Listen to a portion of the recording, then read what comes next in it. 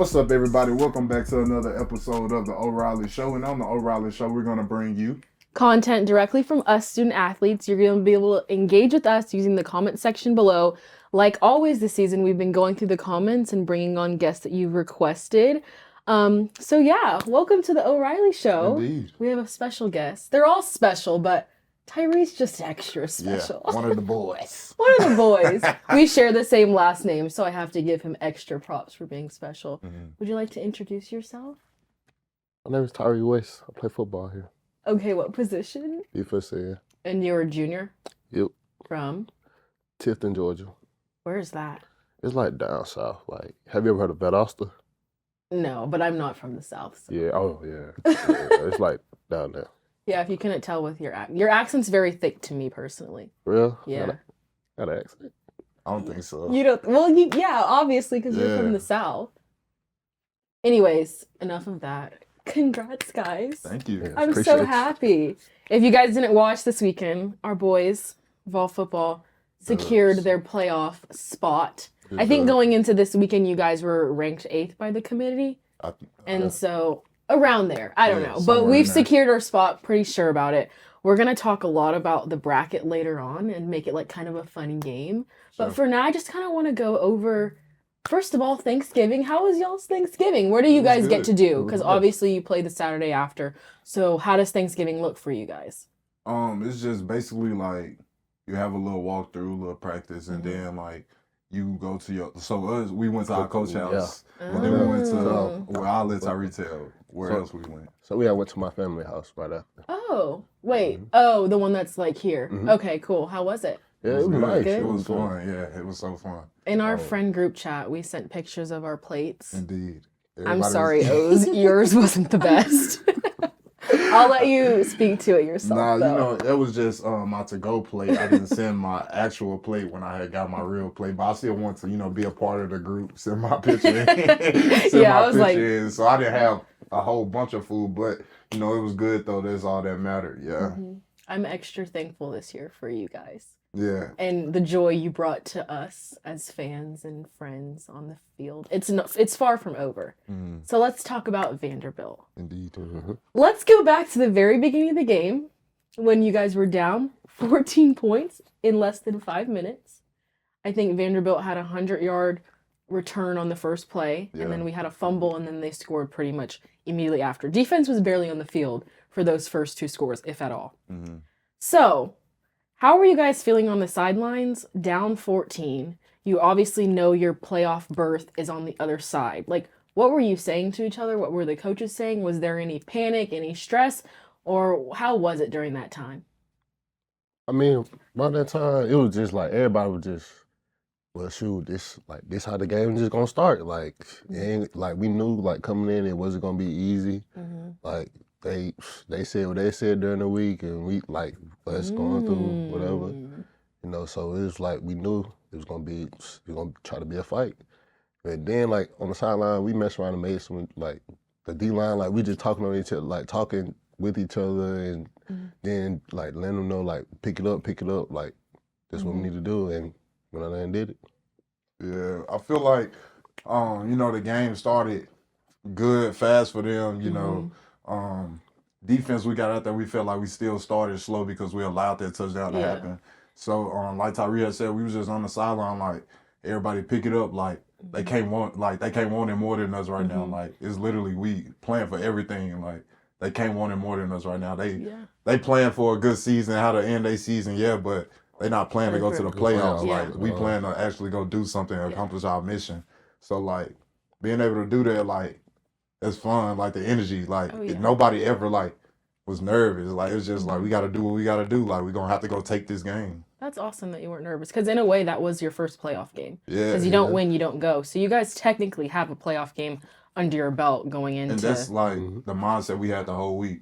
Okay. Like we win this game, like it's a playoff game. Like it's win or go home from here on out. I was gonna ask you guys, did you talk about that like as a team with the coaches? Like, is that something you acknowledged or you didn't want to talk about it too much because that was looking ahead? Is that something you talked about the whole week? Like, this is our playoff berth? Did you put that pressure on it? Nah, we didn't put no pressure on it as far as like a whole team perspective, but like D-line, like Coach G, he Yeah. made it a point to us to Okay. really know, like, we've been working for this all year. Everything Mhm. we done sacrificed, like, building this whole thing, like, it's Mhm. for a moment like this. Like, we got to go capitalize on that moment. And he was just saying it, like, to us, just being real, like, just telling us, like, this is what it is. Like, you win this game, you go to the playoffs. You lose this game, you done. Understand. So I respect him for just, putting it out there and letting everybody know, like, what it is Yeah. straight from the front. So that was good.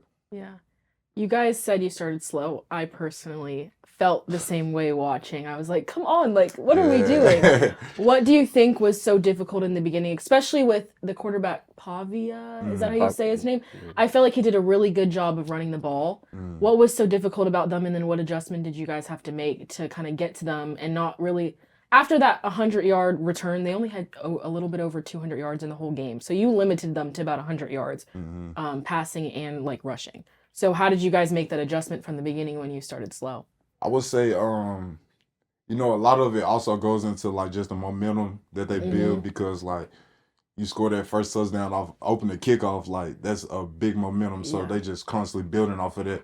And you just in that moment you have to keep playing because like you gotta go create a momentum shift. Like you gotta go do something that is gonna create a change in the game. And you got plays like where Jamal McCoy get an interception, like Yeah. that's a big play in the game where they actually like change the energy of the team. Like just little things like that where like it shows where you gotta play throughout the whole game for real. Speaking of big plays, Tyree! Tyree had a safety. Was that the first safety the defense has had all season? Because I know you guys have had a ton of sacks and been flying around the field, but I can't remember a safety. I don't know. I feel like we might have had one. Might have. But I feel like we would have remembered. Yeah, that's what I'm saying. I feel like we would have remembered as well. I feel like it probably could have been early on in the season. Yeah, it might have been like early. maybe when the game wasn't as close or something against Maybe. a different team. I don't know. Nah, I don't know. maybe. But Tyree, walk us through that. That was like so lit. And then the thing about safeties is you get the ball back. Right. So it's like double whammy. So how was that? Walk us through that play and then your emotions. I mean, during the play, it was just crazy. 'Cause I know, like, shoot, we right here, like, basically on the line. So, I'm watching the ball, trying to like make sure like I time up the snap. So I'm trying to get off. I get off, put my arm on, and I'm peeking around, and I see the dude running at me. So I'm. I see the dude running at me. So I'm trying to rip the ball out at the same time. Okay. Like I'm looking at the line, like as I'm tackling, I'm like, oh, so we right here. So I'm like, I throw him back in. Okay. So I'm like, yeah. And then I got up. I forget that's the safety thing. Yeah. You don't see that very often, so I forgot about that. I'm so proud of you. That was another momentum shifter. I know you guys kind of got the momentum back after that first quarter. Second quarter, third quarter, you shut them out. Fourth quarter, only 6 points allowed. So I know that was just a part of the momentum shift. I remember after Georgia, we talked about how you guys didn't come out the locker room after halftime a better team. Usually you guys do. What kind of was this week in the locker room when you guys had it back tied? I think it was 17-17, a 0-0 ball game. You guys come back. What was that? Actually, no, it wasn't tied. I think you guys were up. No. You guys were up. Georgia was tied. No, yeah. You guys were up. But what was it was 24-17. Yes, it was. You guys were up. Kind of what was the talk in the locker room at that point, knowing, okay, we know we have to come out better? Yeah, we really, and at that point, also, we was just talking about how we know the offense is going to get the ball back to start the second half. They're going to go score the ball. You flip the game right there. Like, we literally come out. When our first drive on the field, we go get a 3 and out. And that's just what we do. That's what we talking to each other. Like, let's go 3 and out. It's like, we trying to get a 3 and out every time we go on the field. So, and we actually just talking, like, throughout the game, like, it showed that we got a bunch of 3 and outs. And remember, we was talking, I was just like, you got to get off the field 3 and out. Like, that, it matters. It really does. It really does. So, yeah. I know it matters, and specifically kind of for your bodies, and you're like, if you're out on the field more chances of getting hurt, you're going to be more tired. It's just more exhausting. Kind of speak to the banged up, the injuries. A lot of people went down in this game, and even coming into the game, the first thing I remember, the announcer saying was Brew McCoy got injured in warmups. So kind of how have you been able to deal with those? And does the 3 and outs help? Like, do you see a difference? Kind of speak to the injuries that you guys have had to overcome. Yeah, the 3 and outs does help a lot when it comes to that, especially, but as far as defense, like the whole defense, we really rotate. Like everybody plays, like linebackers, D-line, and safeties, like everybody rotate really. So everybody's getting fresh plays. And it's just, we feel like everybody rotates better that way as well. And as far as like people being injured and stuff like that, it really just come like with the game. Like you hate to hear anybody get injured for real, or small or big injuries. So like, but it's just like the next person got to step in. And for instance, you say that and you go out there, you see Mike Matthews have a good game. You see him blocking on film, catching touchdowns. So it's just and he's a young guy. And so being able to have that and just have guys ready for their chance and just being locked in like throughout the week, and even if they not up. So I feel like that benefits to when someone does get hurt, to someone be able to just step right up. Before we move from Vanderbilt, you mentioned Mike Matthews and the offense. Nico had 4 touchdowns, and if you didn't know, coming into this game in SEC, he only had 5 throwing touchdowns. So he almost was completely even with just Vanderbilt and all of that. And then Dante had 2. I just feel like the offense was grooving. Even the interception, they didn't stand down from. Like, they just kept grooving. And you had a bunch of people like Mike Matthews that you don't hear on the daily because other people were hurt step up. So do you guys feel like the offense is clicking at this point? Like you're in the best place to go into playoffs? I mean, yeah, definitely. Okay, I feel like they're in a good spot though, for real. He was short and simple. He said, yeah, definitely. But speaking of the injuries, you guys have some time off now. How many weeks do you have until you're expected? 3 weeks? 3 weeks. And then what will you kind of be doing in that time? Really lifting, practicing. Schoolwork, if you still in school. Yes, today is the last official day of classes. So yes, schoolwork. Yeah. Really, that's it. Like all you really do. It's a lot of downtime. Like you said, you'll be out of school, so it give you more time to be in a facility for real. But really just chilling a lot. Because you can't prepare for anyone because you don't know who you're gonna play. Yeah. You really just want to stay in your same pattern, your same movements of what you do throughout the week for practice. So that way, when you do get to that week where you're about to play a game, you already still in that motion.